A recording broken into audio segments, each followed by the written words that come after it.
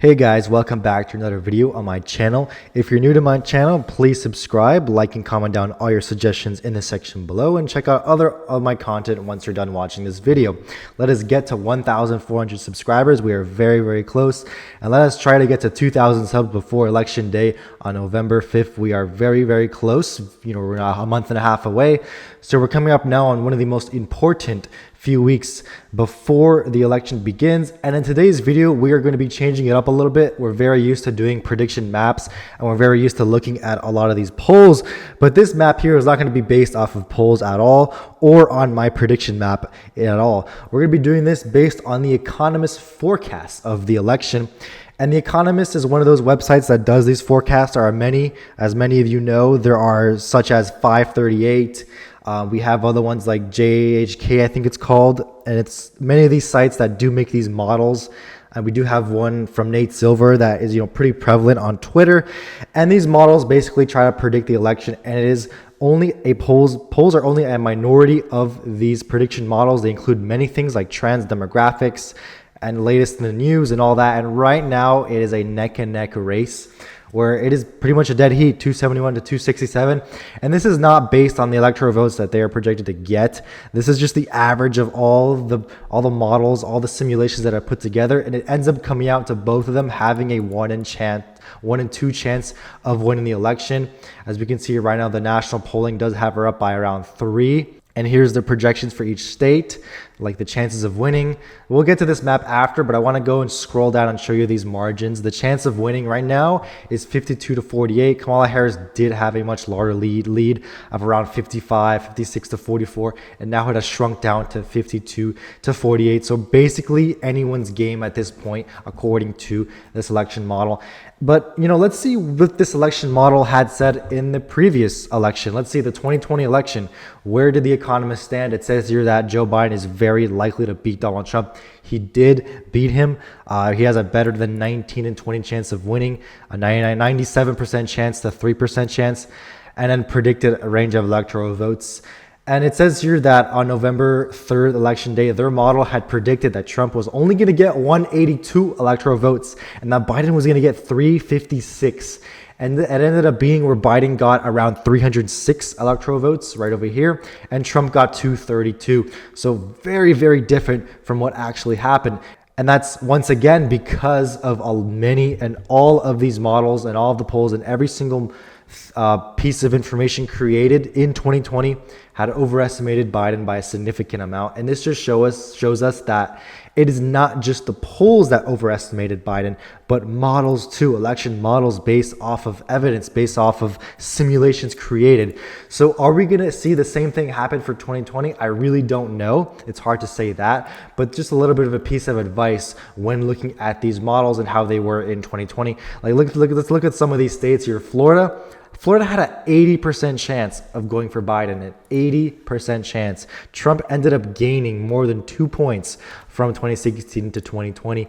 It says here, Ohio, Donald Trump only had a 56% chance, in Iowa, 55. Georgia, this is one of the only ones where a lot of those markets were much more right. A lot of those predictions were more right than other states. Where here, Biden had a better than 1-2 chance, 58% chance. North Carolina, Biden having a 70% chance of winning. Trump won by over a point. Obviously, the Rust Belt states, Biden had a almost 98% chance of winning. He ended up winning most of them by a point, half a point over here, and almost 3 points in Michigan. Going down here to Arizona and Nevada, he did ended up winning. He had a much higher chance, and the margins were much higher than what was predicted. He ended up winning Arizona by 0.3 and Nevada by 2.4. And that's just it really with a lot of these states. I mean, also Texas, where Donald Trump did have a 70% chance, but the margin was projected to be much lower than it ended up being. Over here, we can see some of the margins. Pennsylvania, Biden was supposed to win by 6, Florida by 3, Wisconsin by 8, Michigan by 8, Arizona by 2, Minnesota by 9, New Mexico by 13, North Carolina by 2, Nevada by 7. The only one that was right was really Georgia. That was the only one that was right, where he ended up winning by the closest margin. It wasn't 1, but it was 0.2. which is close enough. Iowa and Ohio were supposed to be basically tied. So that's how much this overestimated Democrats to the left, and that might carry on a little bit in this election. However, once again, I'm not the person to say that it would. I am definitely not the person to say that it is guaranteed that Donald Trump will overestimate not just the polls, not just the prediction markets, but also the election models. And this is one of them that are pretty famous. One of them that was used a lot. Another one is 538. I have covered 538 back in the past. I have covered a lot of these other ones, and this is one of them that was not so accurate in 2020. But all of them, none of them were really that accurate in 2020. They all portrayed a much more lopsided race than what was actually happening. But either way, let's get us to this now and fill this out on our map. And we see here that the chances of the certain candidate winning with or without this state. So if Kamala Harris does end up winning all these states, obviously she has the same chances of her winning. If she ends up losing these states, she has this percent chance of winning the election. If Kamala Harris loses Michigan, she has a 10% chance of winning the election. If she loses Pennsylvania, 15% chance. So that just shows us here that the Rust Belt is very important for her, and then also very important for Donald Trump. If Donald Trump loses the state of Pennsylvania, he only has a 9% chance. And in one state that he must win, if he loses North Carolina, he also has a 11% chance to win the election. And now getting to this over here, as we can see, totally different from this 2020 map. A complete reversal of really what's been going on here. We're so used to this in 2020 where the Rust Belt was deep blue in those predictions. And then we had states like Florida, North Carolina, Arizona, and all of them being lean D. Now everything has shifted many points to the right. It's a lot closer race. And we're going to get through these states. And we're going to put this on our map and see what it looks like based on these averages here, based on the chances of winning, but also based on the likelihood of these states going to one party or another. And we're going to begin with the West Coast, not going the safe, lean, likely, and tilt. We're going to go west to east instead. And first of all, the state of Alaska, 96% chance going to Trump. The state of Hawaii, 99% chance of going to Harris. Both of these states are going to be safe in either candidate.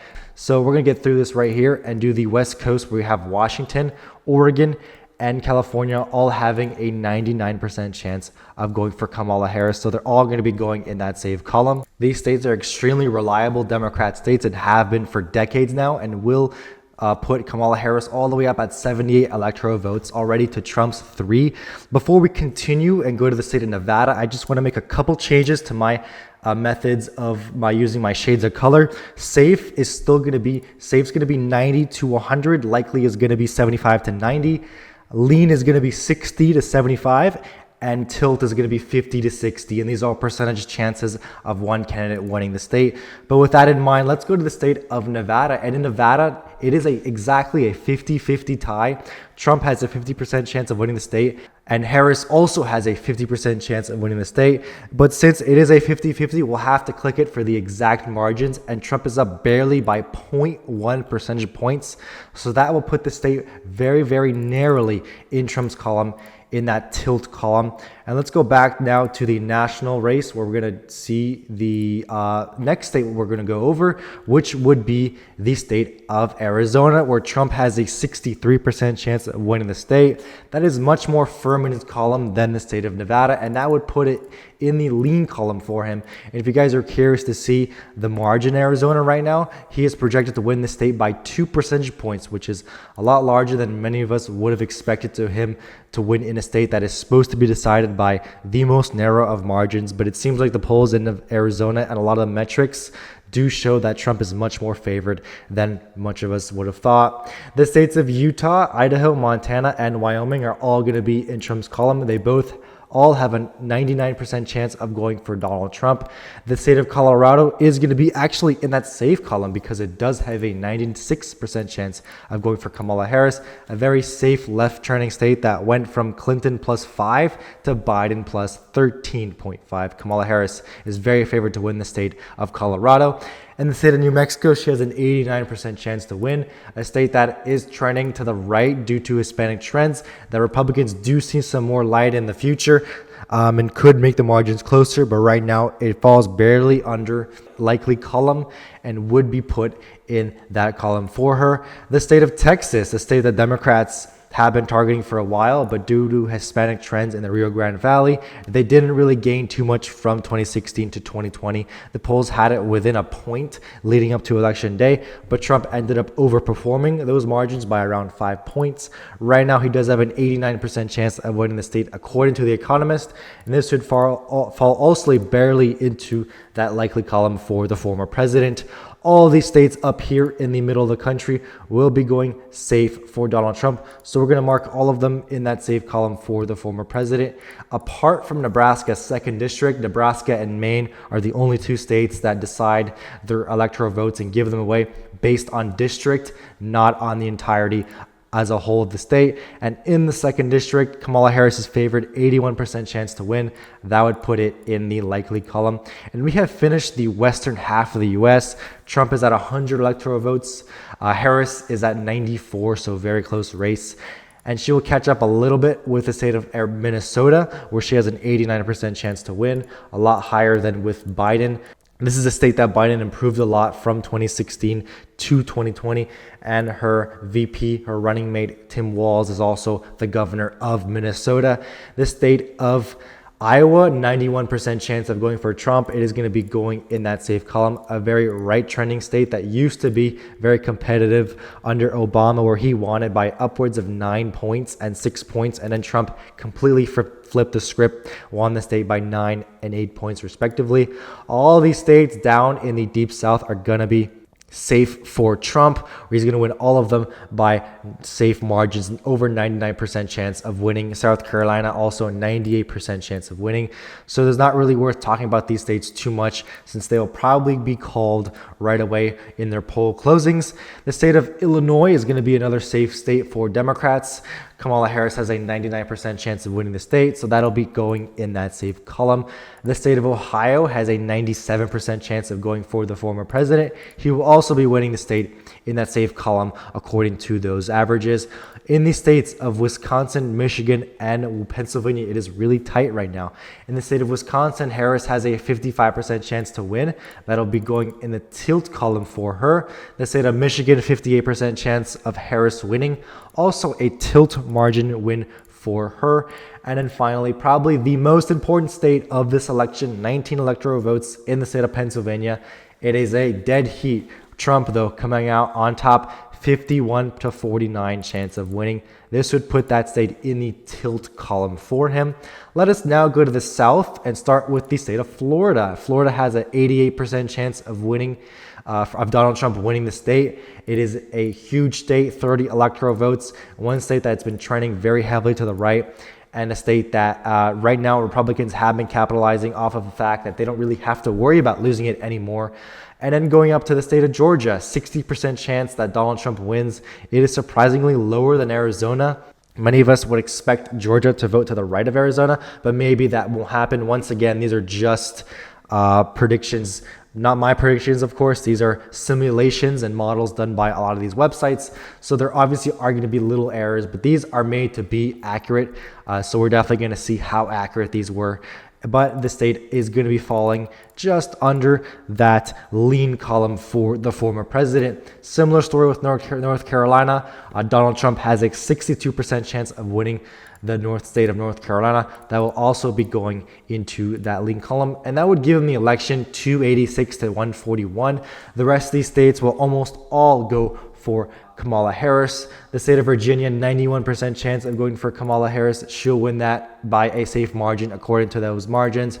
She will also win the states of Maryland, Delaware, New Jersey, DC, Connecticut, Rhode Island, Massachusetts, Vermont, and New York by safe margins. I want to point out that New Jersey is a 95% chance, and that is because New Jersey is going to be the closest state out of all of these states in the Mid-Atlantic region. But either way, all of them will be going in that safe column for the vice president. And now going to the final two states, the state of New Hampshire, 82% chance of going for Harris. That would be going in that likely column.